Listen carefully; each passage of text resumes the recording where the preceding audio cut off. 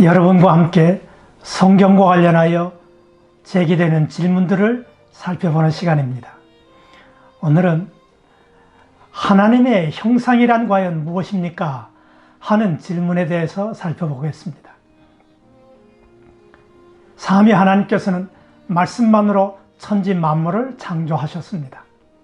그러나 사람을 창조하실 때는 먼저 우리의 형상을 따라 우리의 모양대로 사람을 만들고 그로 바다의 고기와 공중의 새와 육축과 온 땅과 땅에 기는 모든 것을 다스리게 하자, 이렇게 의논을 하셨습니다. 그리고 그 의논대로 남자와 여자를 만드시고 그들에게 복을 주시며 생육하고 번성하여 땅에 충만하라, 땅을 정복하라, 모든 생물을 다스리라, 이런 사명을 주셨습니다. 그 모습은 하나님 보시기에 심히 좋았다, 이렇게 말씀되어 있습니다. 그렇다면 하나님의 형상이란 구체적으로 무엇을 말하는 것일까요? 성경에는 하나님의 형상과 더불어 모양이라는 단어가 함께 등장합니다. 하나님의 형상은 모양이라는 단어가 함께 사용되는 것 때문에 형상과 모양이 각각 서로 다른 무엇을 의미하는 것이 아닌가 생각되는 경우가 생겨나기도 합니다. 그래서 형상은 보이지 않는 영적인 것을 의미하고 모양은 보이는 육체적인 것을 의미한다고 하는 해석이 생겨나기도 합니다. 그러나 하나님은 영이시기에 외형적이고 육체적인 것은 가지고 계시지 않습니다. 하나님의 눈동자, 하나님의 발등상처럼 육체적인 표현이 성경에 없는 것은 아닙니다. 하지만 이런 표현은 실제로 하나님께서 눈동자나 발등상을 가지셨다는 의미가 아니라 보이지 않는 하나님의 성품을 사람들이 이해할 수 있는 수준에서 표현한 것에 불과합니다. 형상의 모양을 추구한 것은 비슷하지만 서로 다른 용어를 반복 사용함으로써 강조를 하기 위한 것입니다. 이 사실은 형상과 모양이 함께 사용되다가 형상이라고만 또는 모양이라는 말만 사용되는 경우가 있는 것을 통해서도 확인되어집니다. 성경에는 이와 비슷한 표현들이 자주 등장합니다.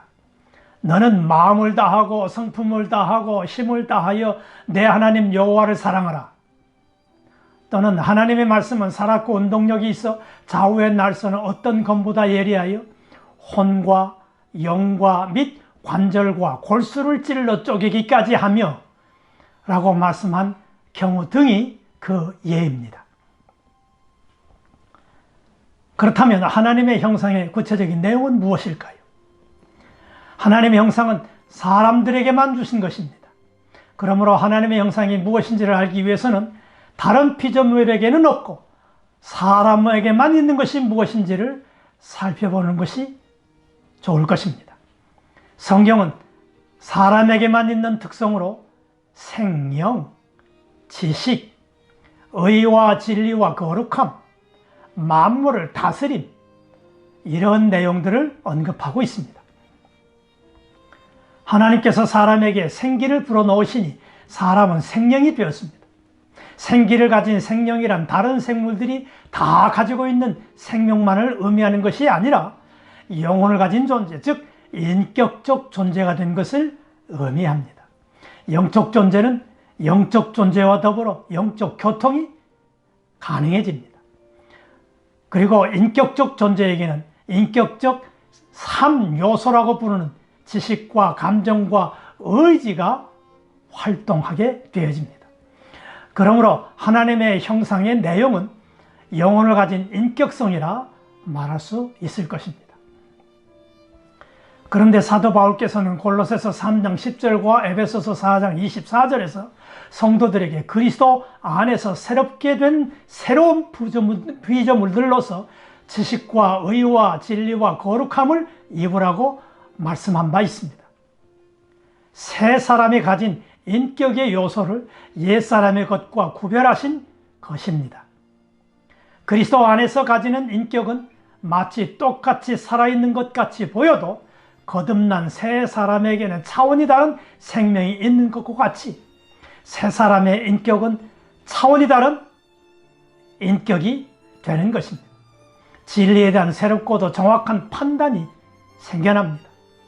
옛사람과 다른 감정과 취향이 생겨납니다. 새로운 의지와 목표가 생겨납니다. 처음 지음받았을 때 가졌던 순수한 인격 또는 그 이상의 온전한 인격이 된다 하는 것입니다. 새롭게 되지 못한 사람이라도 여전히 사람이기에 영혼을 가진 인격이 있을 수는 있으나 그 인격은 죄로 말미암아 그 기능을 바르고 온전하게 하나님 앞에서 발휘할 수 없는 인격에 불과합니다.